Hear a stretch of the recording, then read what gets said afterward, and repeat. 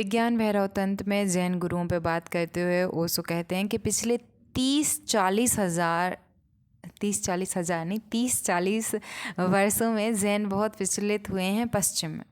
एक फैशन बन गया है, लेकिन अब तक वे इस तकनीक को नहीं जानते। वे जैन को नहीं समझ सकते। वे इसकी नकल कर सकते हैं, लेकिन नकल का कोई फ़ायदा नहीं, बल्कि यह खतरनाक है।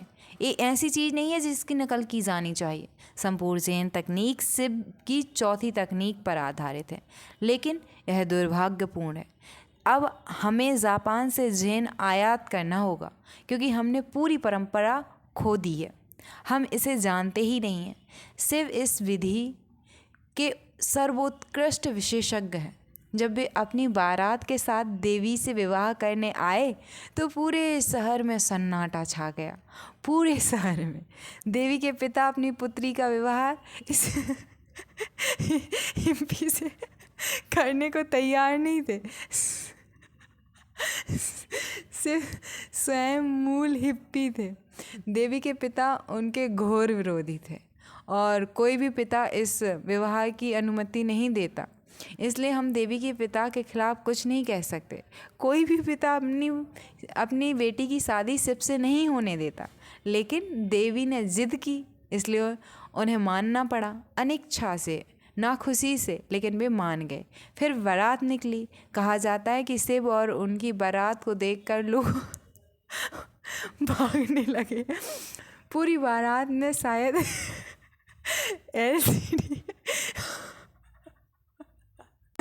एलसीडी या मारिजुआना का सेवन किया था। वे सब नशे में चूर थे।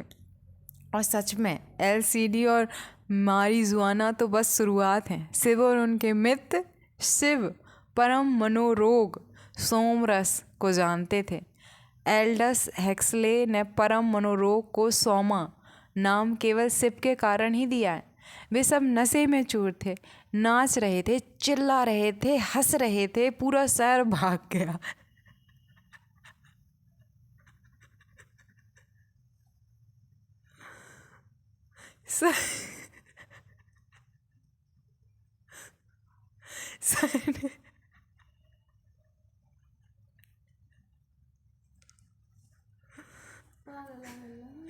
अरे तो जब तुम रील्स देखती हो हंसती, हमने कुछ कही कब।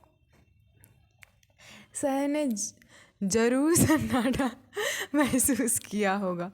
कोई भी अचानक अप्रत्याशित अविश्वसनीय घटना अशुद्ध मन को विराम दे सकती है, लेकिन शुद्ध मन को ऐसी चीज़ों की आवश्यकता नहीं होती। शुद्ध मन के लिए विराम हमेशा मौजूद रहता है।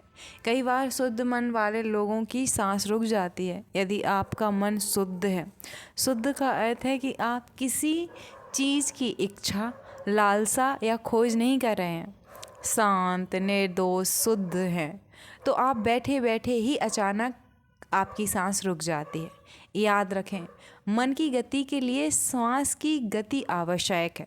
मन की तीव्र गति के लिए श्वास की तीव्र गति आवश्यक है। यही कारण है क्रोध में होने वाले श्वास तेज होती है। यौन के दौरान भी सांस बहुत तेज होती है। यही कारण है कि आयुर्वेद भारत की एक जड़ी बूटी चिकित्सा प्रणाली में कहा गया है कि अत्यधिक यौन संबंध से बहुत कम आयु हो जाती है। आयुर्वेद के अनुसार आयु कम हो जाती है, क्योंकि आयुर्वेद जीवन को सांसों में मापता है। यदि आपकी सांसें बहुत तेज हैं तो आपकी आयु बहुत कम हो जाएगी। आधुनिक चिकित्सा कहती है कि यौन संबंध रक्त संचार में मदद करता है। यौन संबंध विश्राम प्रदान करता है, और जो लोग अपनी यौन इच्छाओं को दबाते हैं उन्हें परेशानी हो सकती है, विशेष रूप से हृदय रोग। वे सही हैं, आयुर्वेद भी सही है, लेकिन ये विरोधाभास प्रतीत होता है। लेकिन आयुर्वेद का आविष्कार 5000 साल पहले हुआ था। हर इंसान बहुत मेहनत करता था और जीवन श्रम था, इसलिए आराम की कोई ज़रूरत नहीं थी। रक्त संचार के लिए कृत्रिम उपकरणों की कोई आवश्यकता नहीं थी। अब लोग बहुत शारीरिक श्रम नहीं करते हैं, उनके लिए कामुकता ही एकमात्र श्रम है। इसलिए आधुनिक चिकित्सा आधुनिक मनुष्य के लिए उपयुक्त है। वह कोई शारीरिक परिश्रम नहीं करता, इसलिए कामुकता ही परिश्रम है।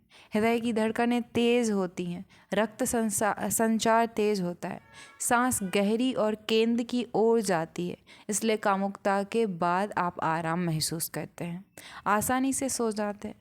फ्राइड कहते हैं कि कामुकता सबसे अच्छा शांतिदायक है, और यह सच है, कम से कम आधुनिक मनुष्य के लिए।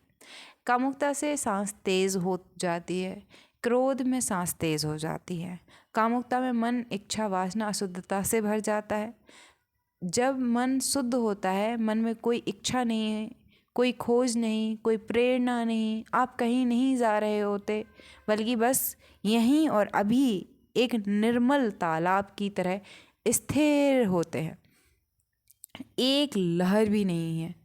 तब सांस अपने आप रुक जाती है, इसकी कोई आवश्यकता नहीं होती। इस मार्ग पर चलते हुए छोटा स्वर लुप्त हो जाता है और आप उच्चतर स्वर, परम स्वर को प्राप्त कर लेते हैं। मुझे लगता है कि आज के लिए इतना ही काफ़ी है। तो हमने चार विधियां पढ़ ली हैं। पहली विधि में सांस के साथ आना है, सांस के साथ जाना है। दूसरी विधि में हमने सीखा कि सांस ली, फिर एक मोड़ आया और वापस से गई, ए वक्र बना, ए ऐसी। तीसरा हमने देखा कि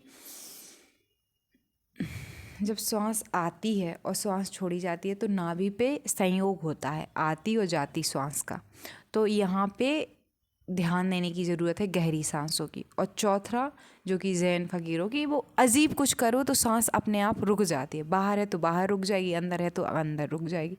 तो ये 4 विधियों की हमने अभी तक बात की है। आगे भी हम बहुत सारी विधियों को और देखेंगे और समझेंगे, लेकिन जैसे कि ये विधियाँ हैं तो एक करके उपयोगी हैं। तो चौथी वाली तो अचानक मेरे साथ भी हुई है। जैसे कि अगर मैं ऐसे पढ़ रही हूँ और कोई सडनली अब गेट खोल दे तो मैं ऐसे हो जाऊँगी और कुछ टाइम के लिए मेरी सांस रुक जाती है। या जैसे मैं बैठी हूँ और सडनली मोबाइल में रिंग आ गई तो मैं थोड़ी सी ऐसी हो जाऊँगी, अगर सांस अंदर है तो अंदर ही रहेगी, बाहर है तो बाहर ही रहेगी। दूसरा, अभी जैसे मैं बहुत दिनों से योग का अनुशासन कर रही हूँ और योग करती हूँ, तो वहाँ पे भी मैंने ये महसूस किया है, मेरे साथ में बहुत आसानी से घटित हो जाता है कि मतलब मैं पूरी सांस लेती हूँ। तो मतलब जब रिलैक्सेशन के लिए तो ये वाली लेती हूँ साथ में, जब प्राणायाम कर रही हूँ कपालभाति, तो मतलब कि बृहस्पति का काफ़ी टाइम पे ऐसा पूरी सांस से ले लेती हूँ, लेकिन पूरे दिन नहीं ले रही हूँ, तो यहाँ पे सुधार की ज़रूरत है। तीसरी प्रणाली है। और दूसरी है कि रुक जाओ। और पहली तो मैंने काफ़ी उपयोग भी की है, और पहली विधि मुझे सबसे इजी भी लगी है, मेरे लिए बहुत कारगर भी सिद्ध हुई है।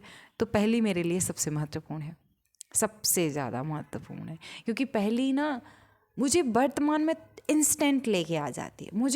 मैं जहाँ होती हूँ पूरी दुनिया समाप्त हो जाती है, पूरा मतलब अगल बगल में क्या है कुछ नहीं पता रहता, बस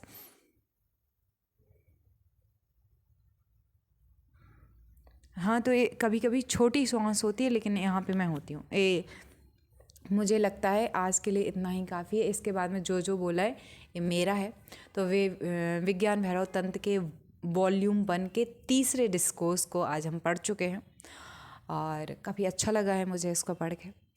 एक शांति महसूस हो रही है। जीवन में कुछ घटनाएं हैं, सबके जीवन में होती रहती हैं, तो अभी मेरे जीवन का एक महत्वपूर्ण मतलब ये समय चल रहा है। मेरी बहन जिसके साथ मैं बचपन से रही हूँ, उसका विवाह संपन्न होने वाला है 30 अप्रैल को, और हम दोनों हमेशा से साथ रहते थे। तो ये बहुत कठिन था मेरे लिए कि उसके बिना कैसे रहूं। तो ओशो और जैसे विज्ञान भैरव तंत्र, पतंजलि योग सूत्र, ध्यान की और भी बहुत सारी विधियाँ, उपनिषद और मतलब दुनिया भर के ऐसे ग्रंथ हैं, इन सबको पढ़ने के बाद और पढ़ते हुए मेरा जीवन निकल जाएगा। इतना सारा कंटेंट है दुनिया में। और क्योंकि मुझे पढ़ना बहुत मतलब मेरे लिए पढ़ना ध्यान है। जब मैं कुछ भी पढ़ती हूँ तब मैं पूर्ण होती हूँ, और जब कोई सुनने वाला हो तब मैं और ज़्यादा पूर्ण होती हूँ। तो अभी जैसे लाइव में मुझे ज़्यादा लोग नहीं देख रहे हैं, 2 ही लोग मुझे अभी देख रहे हैं। और कभी कभी तो 2 भी नहीं देखते हैं, 0 रहता है, पर फिर भी मैं लाइव हूँ। एक टाइम होता है ना कि आपको एक तरीके का अकेलेपन से डर, आप कह सकते हो डर, एग्जैक्टली वर्ड ना भी बोलूँ मैं तो कुछ और बोल लीजिए, बट है कुछ ना कुछ तो। डर में बोलूँ या ना बोलूँ, लेकिन एक तरीका होता है, तो है एक थोड़ा सा अभी। सो ऐसी चीज़ें चलती रहती हैं ज़िंदगी में समटाइम्स, बट अच्छी बात ये है कि मैं सीख रही हूँ बहुत सारी चीज़ें।